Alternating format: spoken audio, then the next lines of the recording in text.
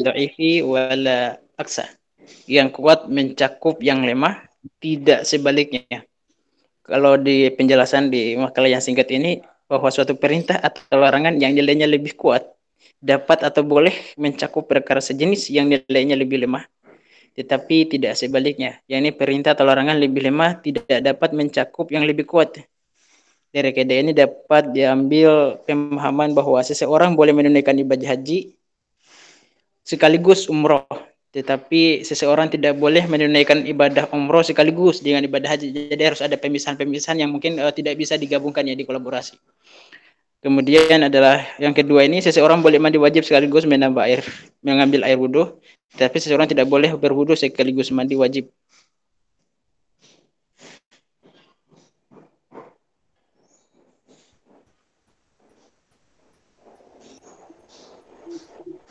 Paham kira-kira tercipta kaidah yang ke-34?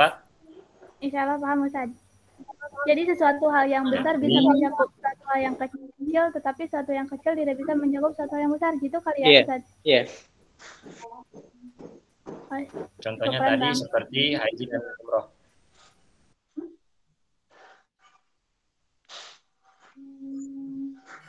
Atau seperti tadi mandi dan wudhu, mandi besar dan wudhu. Itu kan Arwan Mabula disampaikannya? Iya Ustaz. Oke, contoh yang lainnya?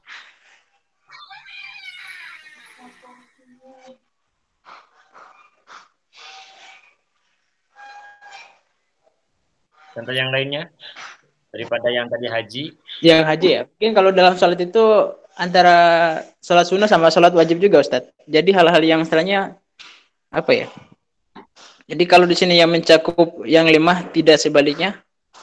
Tadi kemudian saya jelaskan tadi, di sini ada beberapa kutipan saya kutip bahwa dari apa namanya, asumsi dari kaidah ini dapat diambil pemahaman seseorang boleh menunaikan ibadah haji sekaligus umrah, tetapi seseorang tidak boleh menunaikan ibadah umrah sekaligus ibadah haji. Artinya dalam hal ini nggak ada apa ya, nggak harus ada pemisahan mungkin Ustaz. Jadi nggak sekaligus ya. Nah, itu dari segi waktu sudah ditentukan. Kalau umroh kan tidak dibatasi waktunya, sedangkan haji ditentukan waktunya. Akan tetapi pada kenyataannya banyak yang apalagi musim haji ya, umroh itu cukup sekali yang wajibnya, kemudian haji pun yang wajibnya hanya sekali. Oleh karena itu, kalau haji itu ditentukan waktunya, kalau umroh itu tidak ditentukan. Juga seperti sholat sunat. Kalau sholat fardu itu diwajibkan, ditentukan, mu'akkad, sedangkan sholat sunat itu tidak ditentukan. Tetapi ada pengecualian-pengecualian yang mana itu dilarang melaksanakan sholat sunat. Atau juga tadi contohnya seperti wudhu. Orang yang mandi besar itu cukup dengan mandi besar maka tidak perlu wudhu. Tapi dengan syarat mandi besarnya itu harus sesuai dengan tidak melakukan yang membatalkan wudhu. Nah itu adalah salah satu menggabung. Contoh juga seperti dalam mandi besar itu orang ketika mandi besar maka dia tidak perlu wudhu. Tapi kalau seperti haji juga contohnya seperti itu. Jadi itu adalah termasuk salah satu contoh dari kaidah yang ke-34. Oke, yang ke-32-nya. Arwan Mabula. Ya, Ustaz. Ustaz apa sebentar Ustaz? Yuk, monggo. Ustaz, kalau gitu berarti kita boleh menggabungkan dua niat dalam satu pelaksanaan. Contoh kalau misalkan kita tuh mau saum kodo, tapi di hari Senin, niatnya dua, boleh nggak Ustaz? Mau saum kodo sama saum Senin? Ada ulama yang memenangkan, membolehkan. Jadi itu urusannya masalah pahala ujungnya. Jadi ketika kita melaksanakan kodo pada hari Senin, secara otomatis dia mendapatkan juga pahala puasa Senin. Itu ada ulama yang menyatakan seperti itu. Bahkan contohnya kalau kita puasa biasa kan Senin Kamis atau tanggal 15. Ketika kita berjatuhan pada tanggal hari itu, ada ulama yang menyatakan bahwa kodoknya sah, kodoknya tetap diterima, dan dia mendapatkan pahala sunat waktu hari Seninnya itu. Itu ada, boleh itu. Ada ulama yang berpendapat seperti itu. Syukran Ustaz. Yo, silakan Arwana pula yang ke-31, yang 32. 32 ini agak cukup menarik ini Ustaz ya, 32 ini. Apa tuh? So. Yang baru ya la yang baru makhtalafu fihi wa innamal munkarul mujma'u alaih.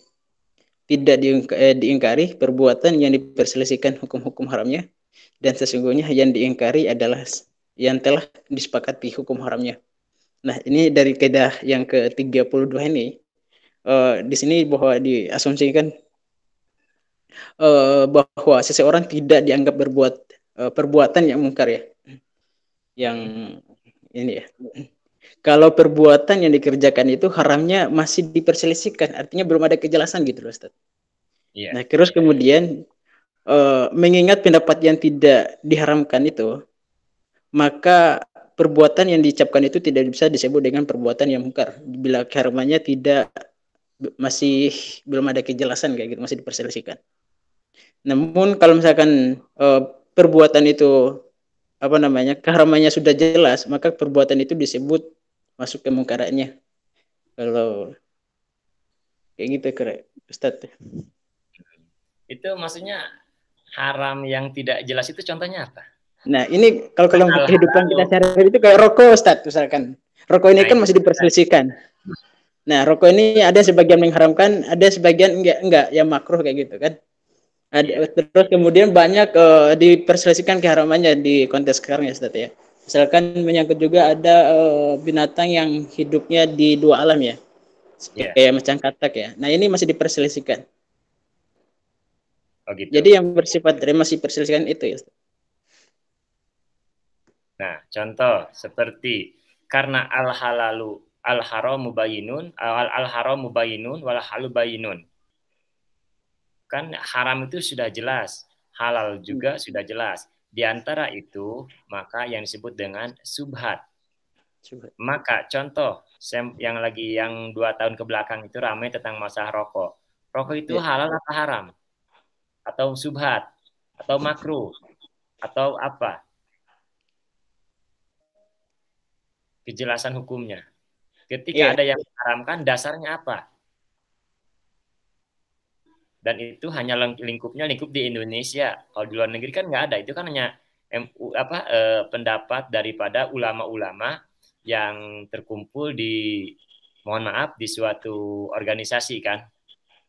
Oleh karena itu, nah menurut Arwan Mabula, rokok itu menurut Arwan apa? Kita langsung ke praktek aja, ke realitas sekarang. Ya, kalau pendapat saya pribadi ya masuk ke makruh ya, Ustaz. Makruh apa haram? Kalau saya masuknya ke makruh, Ustaz. Makruh. Alasannya makruh? Ya, tadi yang sudah Ustaz sebutkan juga ya dalilnya, bahwa yang haram itu sudah jelas ya, Ustaz ya.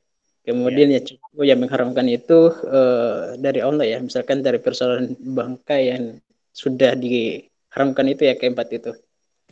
Nah, kemudian lepas dari itu sebagian walaupun mengambil daripada beda apa tuh?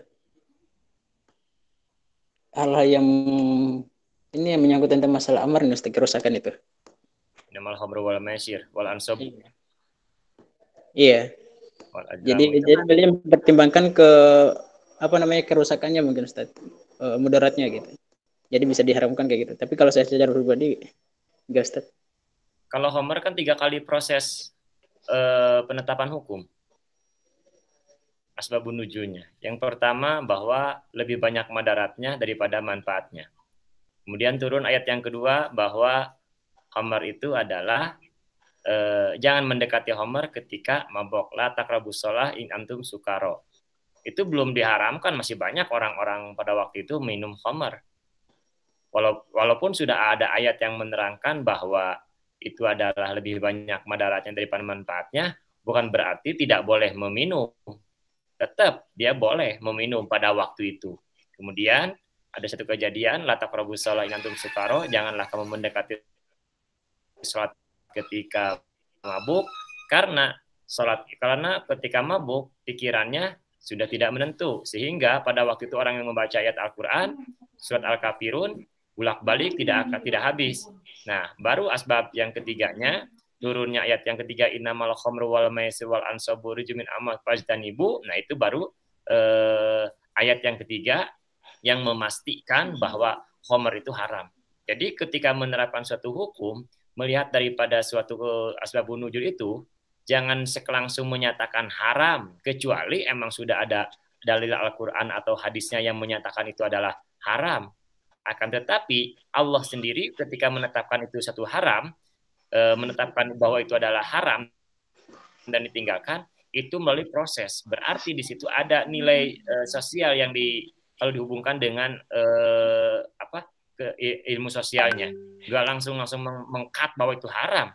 Allah sendiri yang menetapkan haram juga melalui proses, apalagi kita selaku manusia banyak kekurangannya, minim ilmunya, ketika menyatakan bahwa itu halal haram harus jelas dan harus beralasan. Allah menyatakan itu tidak boleh karena madaratnya lebih banyak.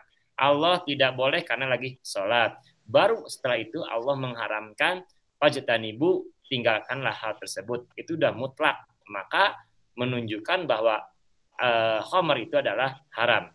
Kemudian dihubungkan dengan fatwa mungkin dari Persis yang menyatakan bahwa rokok itu menyatakan apa. Kemudian ada ormas yang menyatakan juga itu adalah Muhammadiyah adalah haram.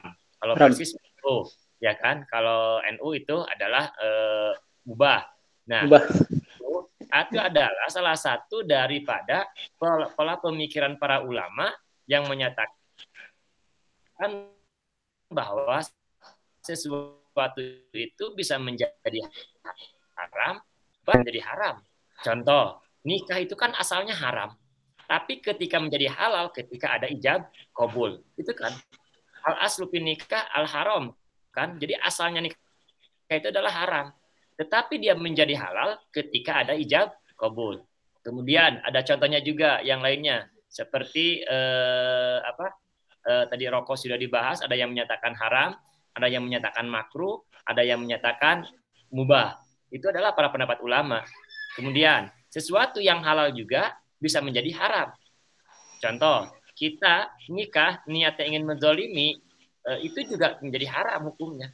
Oleh karena itu, suatu perbuatan bisa dilihat daripada menjadi haram, menjadi halal, atau menjadi subhat, atau menjadi makruh, itu dari beberapa segi yang dilihat.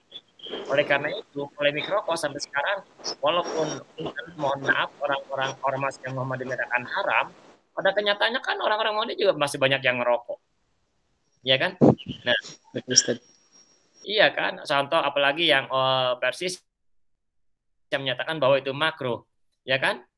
Fatwa Persis. Nah, itu kan yang menyatakan bahwa masih banyak orang yang lakukan. Tapi makruh itu mendekati keharaman sebenarnya.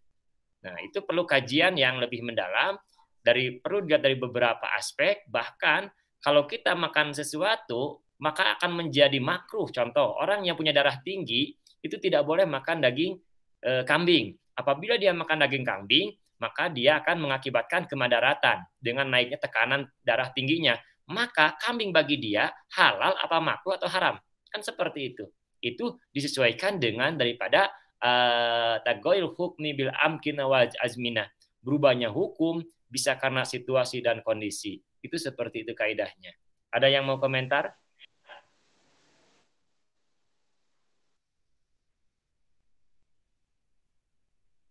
Silakan, ada yang mau komentar tentang kaidah yang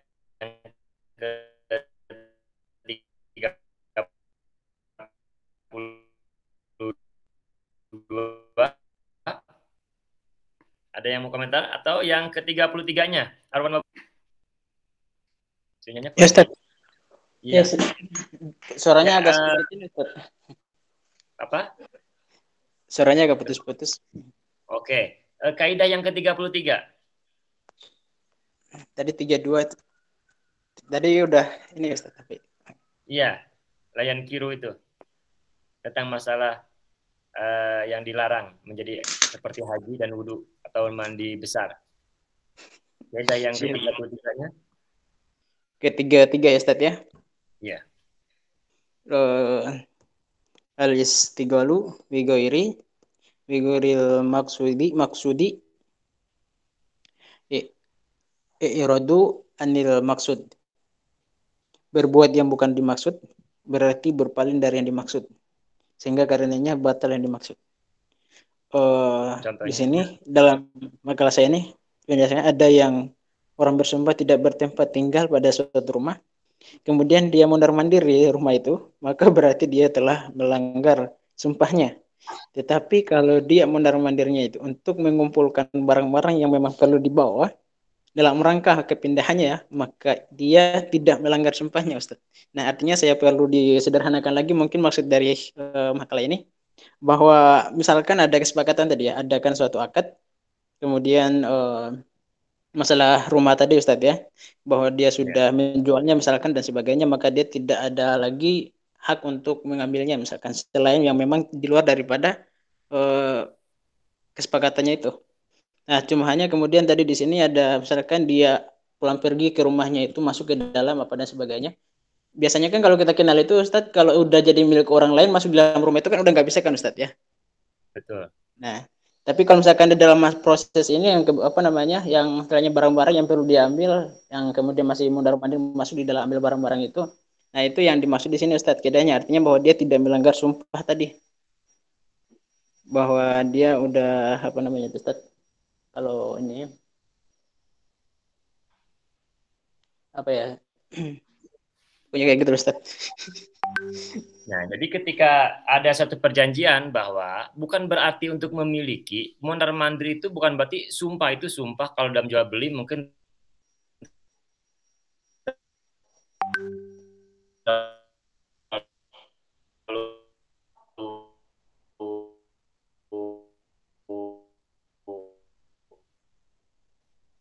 sakral ya. Dalam arti contoh yang tadi, ketika ada ijab kabul jual beli, maka rumah itu apakah rumahnya saja yang dijual atau sebagian rumah yang dijual atau ada barang-barang yang dikecualikan. Itu yang menjadi pertanyaan. Oleh karena itu, ketika ada orang telah menjual rumah, kemudian rumah itu dijual, maka pindah kepemilikannya, orang yang menjual masuk ke rumah itu untuk mengambil barang-barang yang tidak dalam masuk kategori akad, maka itu diperbolehkan. Dan itu emang tidak melanggar daripada sumpah atau perjanjian. Jadi kalau masalah kaidah yang ke-33 ini bisa ditelusuri dari kata perjanjiannya dulu. Perjanjiannya apa, kata-katanya apa, nomenklaturnya apa, kemudian isi perjanjian apa, maka di luar pada itu adalah tidak melanggar. Kalau emang melanggar dari apa yang telah disepakati, itu adalah salah satu pelanggaran, baik sumpah ataupun yang lainnya. Oke, itu yang ke-33. Kemudian yang ke-34 tadi sudah, yang ke-35 itu sudah juga. Nah, sekarang silakan ada yang mau bertanya atau membuat pernyataan selain dari Tes Citra, Faiz Ramadan, Imam Haris atau Salahuddin Al-Ansori, silakan. Tentang masalah kaidah ini? Ada? Ada nggak yang berkomentar tentang kaidah yang tadi disampaikan oleh Arwan Wabula tentang kaidah yang ke-31 sampai dengan ke-35? Karena kaidah ini semuanya muan lagi. Kaidah yang ke-36 dan 40. Nah, di situ ada review. Kita mengulang dari materi-materi. Mungkin ada yang belum tercover atau yang belum presentasi. Nah, di situ waktunya. Mau seminggu, mau sekali 2 orang presentasi. Karena syaratnya adalah harus presentasi.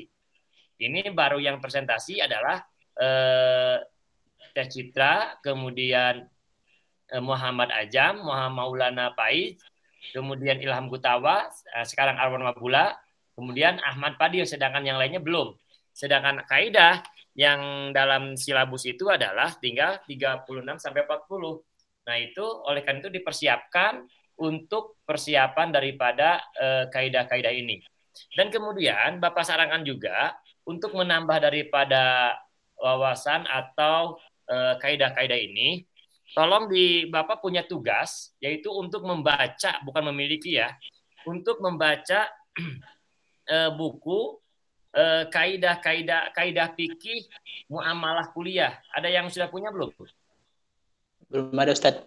Belum ada. Nih, kalau nggak ada silahkan di googling di internet. Ini salah satu buku untuk membahas tentang masalah kaidah-kaidah muamalah.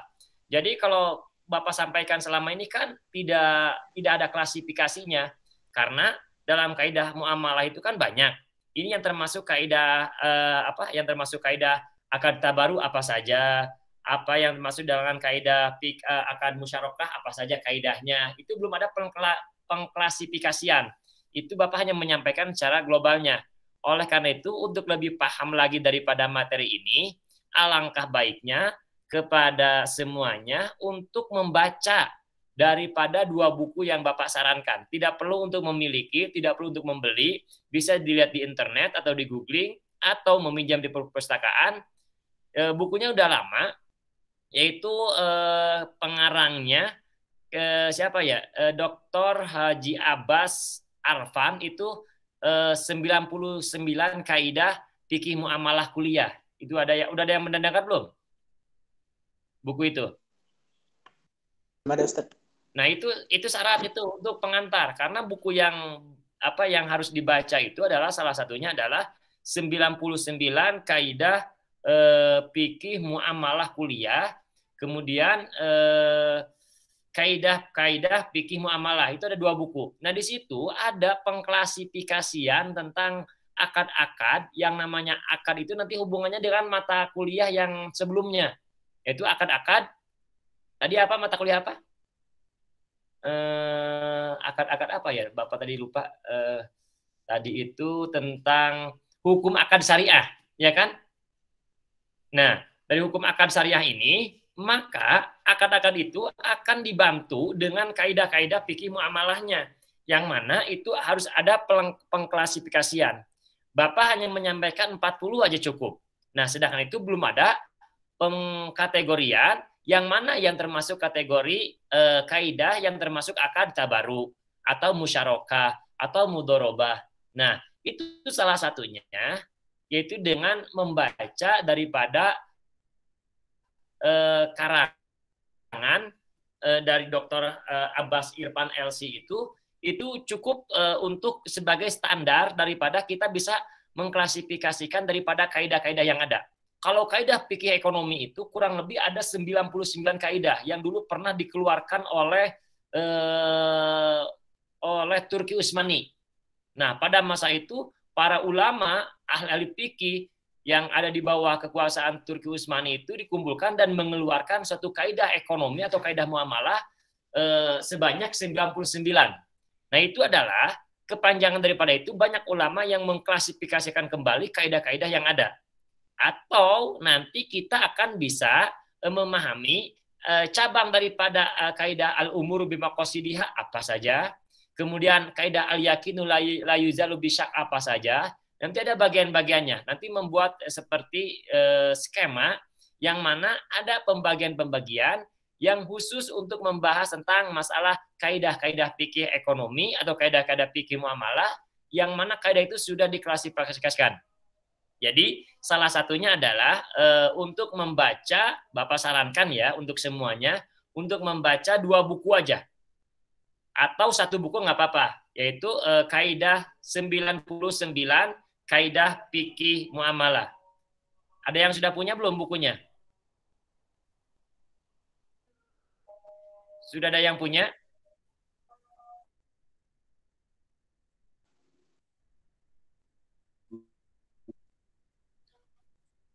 Belum. Gimana? Nah, bahasanya itu hanya nggak nyampe Oleh karena itu Bapak sarankan juga, jurnal itu wajib membaca minimal 1 hari 2 jurnal atau 3 jurnal itu seharinya. Jadi yang membedakan antara mahasiswa itu adalah dengan mahasiswa lain, berapa banyak jurnal yang dia sudah baca. Nah, oleh karena itu Bapak sarankan juga, silakan sering baca jurnal, targetkan sehari minimal 1 jurnal aja. Kalau emang belum biasa, biasakan baca 1 jurnal. Tentang masalah, banyak masalah, mau ekonomi, mau kaidah, fikih, itu banyak sekali. Tetapi itu hanya spesifik kepada titik masalah kalau di jurnal itu. Kalau yang Bapak sarankan 1 buku itu adalah dari awal sampai akhir, cukup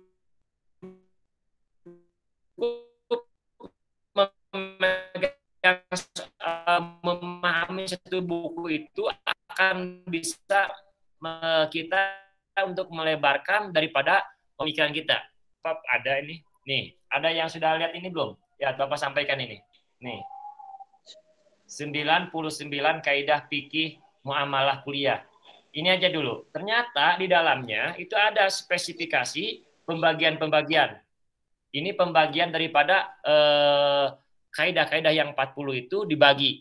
Dan ini adalah 99 itu adalah kaidah-kaidah ekonomi. Jadi harapkan oleh semuanya untuk dibaca buku itu. Dan Bapak juga masih tetap belajar. Bapak juga masih tetap belajar. Kebetulan belajarnya sekarang adalah kaidah fikih itu langsung kitabnya bukan kitab hijau, tapi kitab kuning beneran. Jadi tidak ada harokatnya, yang ada titik aja. Dan kebetulan juga Bapak masih study juga, jurusan ekonomi syariah juga, yang mana kaidah fikihnya sama. Jadi materi yang Bapak sampaikan di S1 itu dulu seperti ini materinya.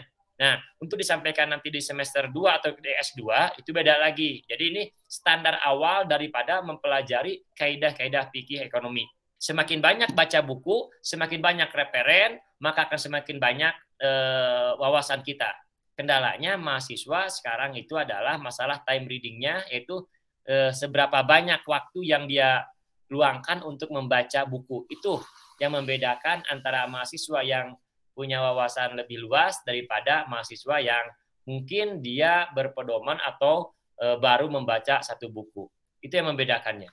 Oleh karena itu juga Bapak sarankan harus koleksi buku fikih perbanyak, karena apabila kita ingin membahas sesuatu skripsi, apalagi ini adalah hukum ekonomi syariah, kaidah fikihnya harus lebih menguasai, karena ini adalah mata kuliah yang mungkin dalam bahasa kampusnya MKDK ya, bukan MKDU ya, tapi MKDK. Jadi mata kuliah khusus kaidah fikih ekonomi ini adalah mata kuliah yang khusus yang hanya dipelajari di jurusan hukum ekonomi syariah, sedangkan di jurusan lain tidak dipelajari.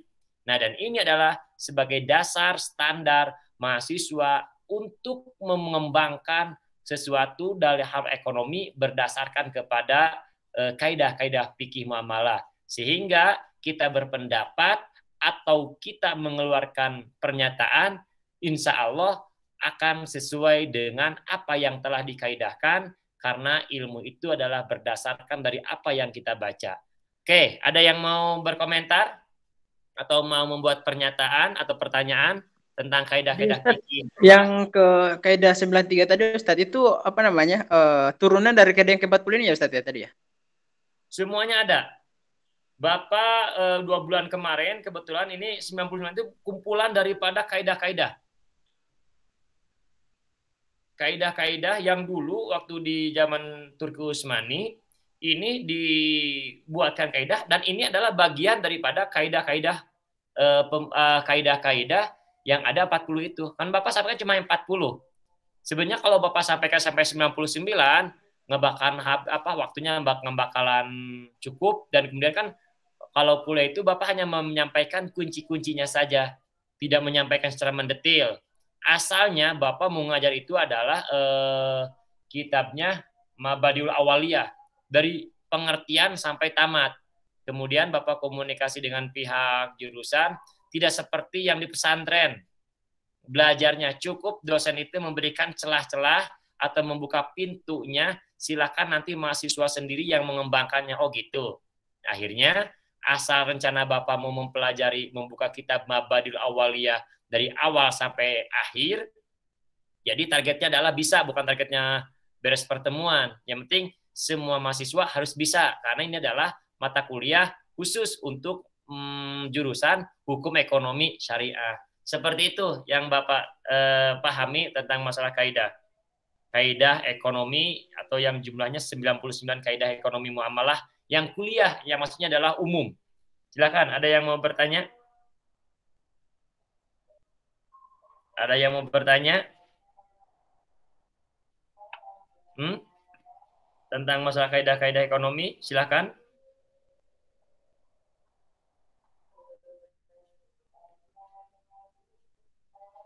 Nggak ada?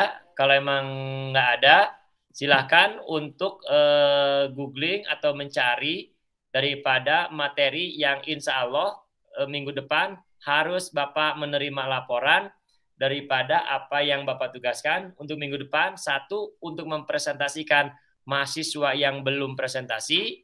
Yang kedua, mengumpulkan makalahnya, dikumpulkan oleh siapa? Oleh Kosma. Siapa Kosmanya? Yaitu Kang Ilham ya? Ilham. Iya, Kang Ilham. Itu untuk di buku, bukan di buku kan, di satu file kan, satu folder kan, bukan satu file, satu folder kan, mata judulnya apa, kaidah keberapa, salah satu bentuk daripada penilaian Bapak untuk mengeluarkan nilainya baik A atau B atau B min atau B plus. Dan ini adalah pertemuan yang ke-13. Nah, dalam materi silabus Bapak yang Bapak sampaikan adalah 14 pertemuan. Nanti pertemuan yang ke-15-nya adalah pertemuan review. Maksudnya apa? Nanti ada tugas kepada mahasiswa untuk meresume satu buku, poin-poinnya saja. Nah, itu adalah bukunya beda-beda. Tidak mungkin sama. Antara Arwan Wabula dengan Muhammad Ajam itu pasti beda. Walaupun satu buku, tapi babnya beda. Untuk meresume. Itu adalah untuk memotivasi bahwa mahasiswa harus membaca dan memahami satu bab tentang masalah buku-buku kaidah ekonomi muamalahnya. Itu. Silakan kalau emang tidak ada pertanyaan, karena sudah ada beduk ya azan, untuk sementara di pending dulu. Silakan untuk melaksanakan sholat zuhur dulu. Bapak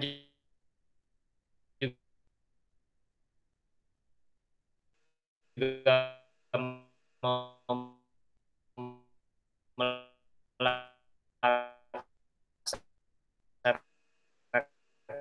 sholat zuhur, nanti setelah itu kita lanjutkan kembali. Bisa dipahami? Halo, bisa dipahami? Ya. Karena waktu zuhur, jadi insya Allah kita lanjutkan setelah sholat zuhur ya. Nanti kita ada penugasan khusus untuk pada duhur, membahas semuanya wajib membuat makalah untuk di satu folder kan, dikirim langsung ke via email atau via WA, tapi alangkah amannya via email. Nanti setelah minggu depan ya, jangan sekarang. Minggu depan presentasi beres. Nah, minggu selanjutnya mengumpulkan makalahnya. Nah, kemudian mahasiswa yang tidak ikut UTS nanti ada catatannya. Nah, kemudian yang terakhir adalah setelah UAS-nya itu adalah meresume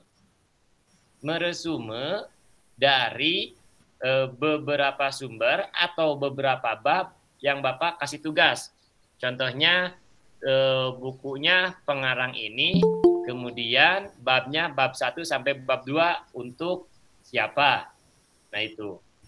Ini Muhammad Hadra hadir ini. Muhammad Hadra belum presentasi ya?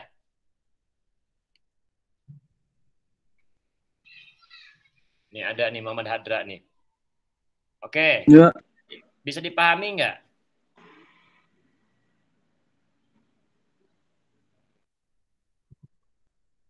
Bisa dipahami ya? Oh gitu. Oke. Bisa diulangi lagi ini ke semuanya.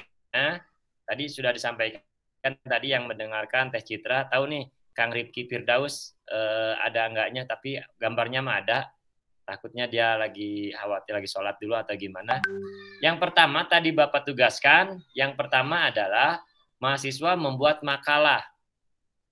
Dan makalahnya itu di satu folderkan dan dikirim setelah pertemuan yang ke-14. Berarti minggu depan pertemuan materi terakhir, atau bisa 2 materi atau 3 materi yang belum, nanti minggu depan itu. Setelah itu baru meresume. Tugasnya UASnya dari Bapak adalah meresume daripada beberapa bab yang Bapak tugaskan. Tapi kitabnya atau bukunya ya berhubungan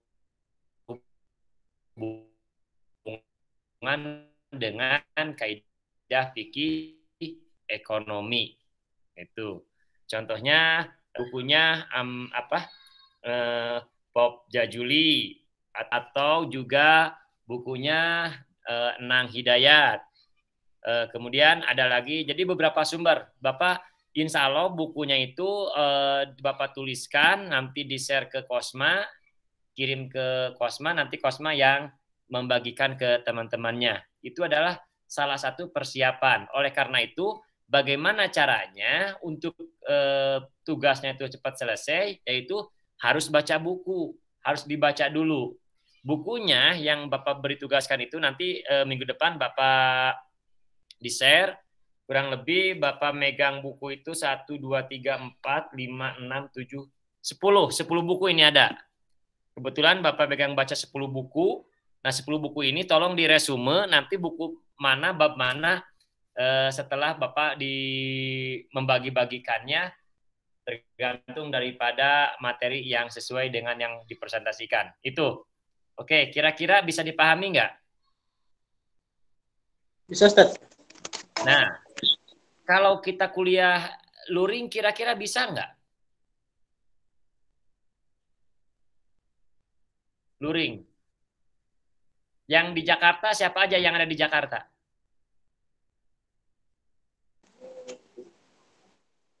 Ya, di antar Jabotabek lah, kan deket ya. Coba. Yang ada di Jakarta atau Jabotabek siapa aja nih? Tapi saya minggu ini mau ke Garut dulu, Ustaz. Oh ya, nanti bisa bulan semester 2 atau nanti. Yang penting kita tahu dulu wilayah minimal di daerah Jabotabek. Karena kalau luring kan beda dengan daring. Oleh karena itu, Bapak harapkan kita sekali-kali mengadakan luring. Gitu. Bisa dengan sambil ya pertemuan di mana gitu. Oke, yang daerah Jabotabek ke Tangerang atau Jakarta Bekasi, siapa aja di sini? Pak Izmaulana. Pak Izmaulana ya. Ilham. Pak Izmaulana. Jadi luringnya bukan sekarang-sekarang, Ustadz? Enggak, tidak sekarang-sekarang. Nanti kan disesuaikan. Bapak juga untuk bulan Januari, untuk Desember Januari, minggu depan, full kegiatan dengan sampai tanggal 10 Januari. Sepertinya Bapak minggu depan kuliahnya, minggu depan tanggal berapa ya?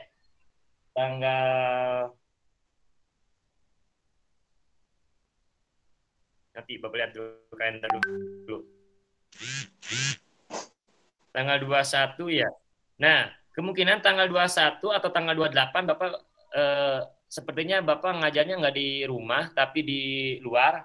Kebetulan Bapak ada acara ke Jogja seminggu, ada acara raker juga. Sepertinya nanti sambil di jalan Bapak ngadain belajar daringnya. Tetap hadir. Karena sayang kalau nggak hadir, kita karena Bapak diberi amanah, minimal berapa kali Bapak diberi kesempatan untuk absen. Ya, alhamdulillah baru sekali Bapak karena alasan sakit kemarin itu. Jadi merasa gimana ya kalau tidak masuk atau tidak hadir, ada tanggung jawab moralnya lebih tinggi. Jadi usahakan kita harus untuk melaksanakan amanah dari yang telah diamanahkan oleh STIP. Sepertinya minggu depan Bapak mengajarnya di luar atau lagi di Jogja atau di mana? Sepertinya karena Bapak minggu depan itu ada ke Jogja sampai dengan bulan Januari itu full kegiatan di luar. Nanti kita belajar bisa daring. Oke, yang dari Jabotabek siapa aja nih? Ahmad Fadil dari mana? Jabotabek? Saya Bengkulu, Ustaz. Tangerang? Oh, berarti Bengkulu ya. Berarti kalau Bengkulu nggak mungkin ya. Nggak bisa, Ustaz. Nanti kalau udah Jakarta tuh, Ustaz. PKM lagi ya. Kalau Anwar Naro Maluku ya, Ambon. Anwar Maranaro? Jambi dia, Ustaz. Jambi. Oh, Jambi ya. Terus Ardina Madani? Kurang tahu, Ustaz.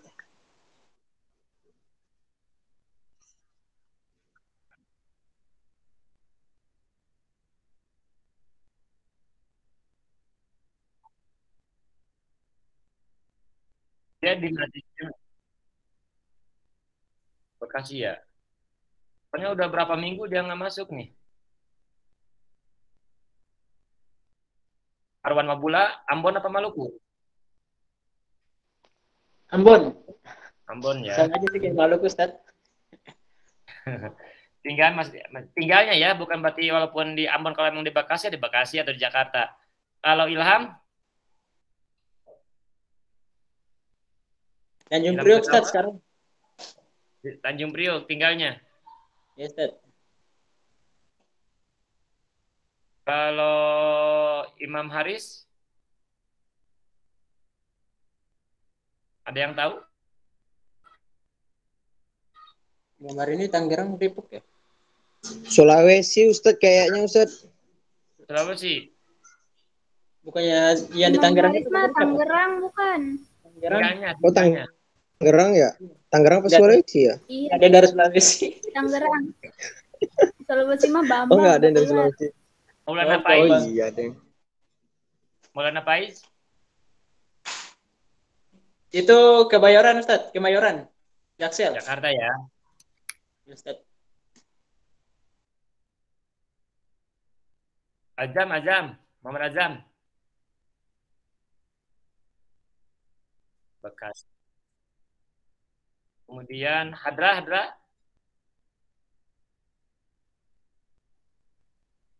Muhammad Hadra dari mana?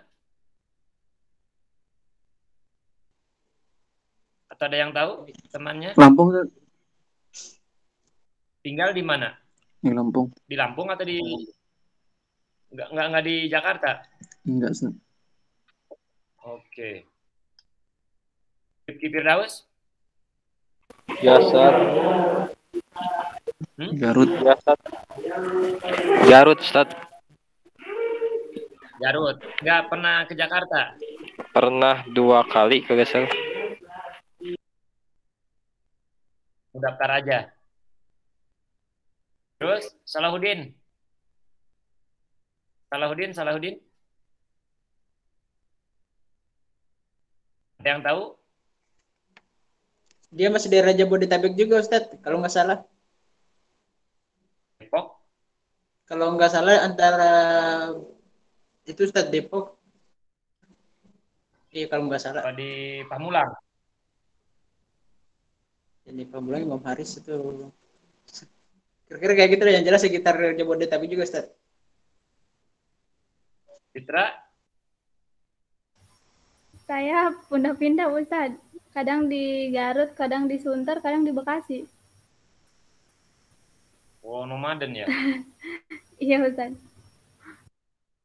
Oke, sekarang tinggal di Sunter. Sekarang lagi di Bekasi, besok ke Sunter.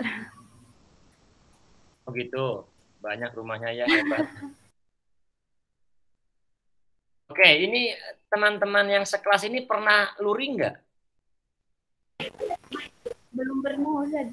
Belum pernah. Tahun setengah belum. Oh, berarti ini belum pernah pisan Belum. teman sekelas. Paling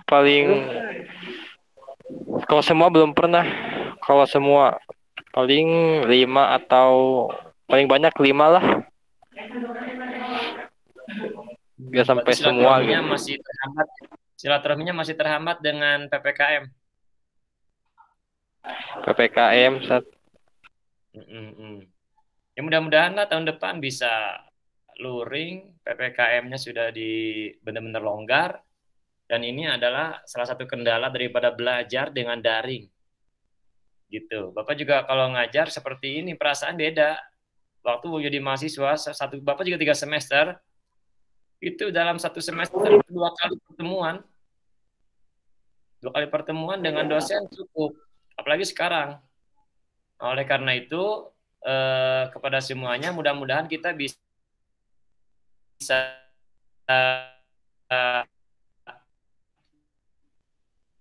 bertemu tatap muka dengan kuliahnya luring, dan mudah-mudahan juga semua teman kelas di sini bisa menyempatkan, tapi bisa berkomunikasi langsung, biar keikatan silaturahminya semakin tinggi, semakin dekat, dan perasaan menjadi mahasiswanya terasa. Kalau sekarang mahasiswanya kurang terasa ya, lagi semester ini semester 3, kalau semester 1 kan beda. Pernah kan semester 1 during juga apa daring apa luring semester 1?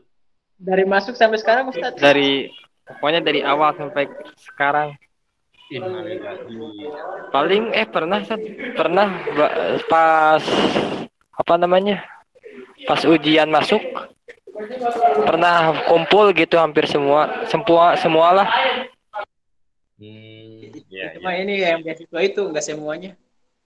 Iya. Nanti kalau daring, kalau bisa ya untuk kaum Adam ya, kaum Hawa nggak apa-apa lah. Nanti videonya diaktifkan ya. Kecuali kaum Hawa. Jadi beda kelihatan, atau kalau melihat gambar apalagi ini logo aja yang ada. Nah, kan kelihatan tuh. Rizky Firdaus kan kelihatan gantengnya tuh dari sini sama Bapak. Ya kan, dari Garut, ya kan? Nah, gitu.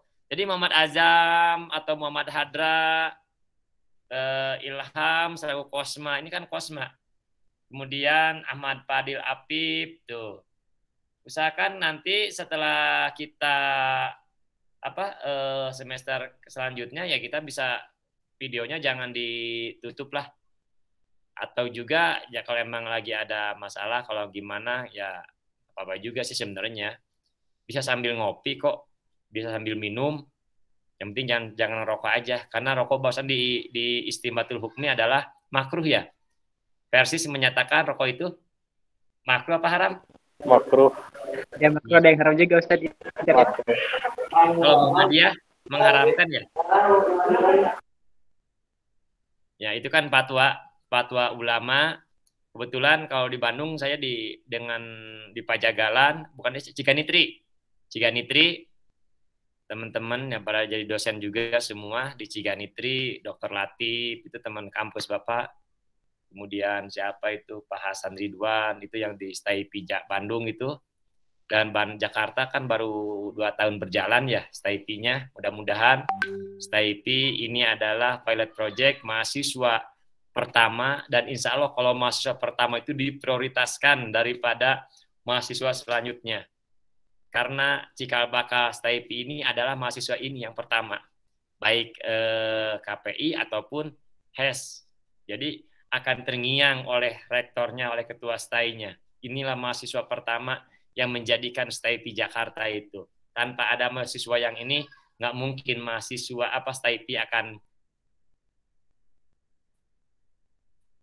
berdiri. Inilah salah satu bagian daripada terbentuknya STAIPI Jakarta adalah mahasiswa angkatan pertama. Itulah yang menjadi salah satu bagian daripada terbentuknya STAIPI Jakarta. Oke, terima kasih. Mudah-mudahan minggu depan kita bertemu dan diberi kesehatan Allah Subhanahu wa taala dan diberi kesemangatan.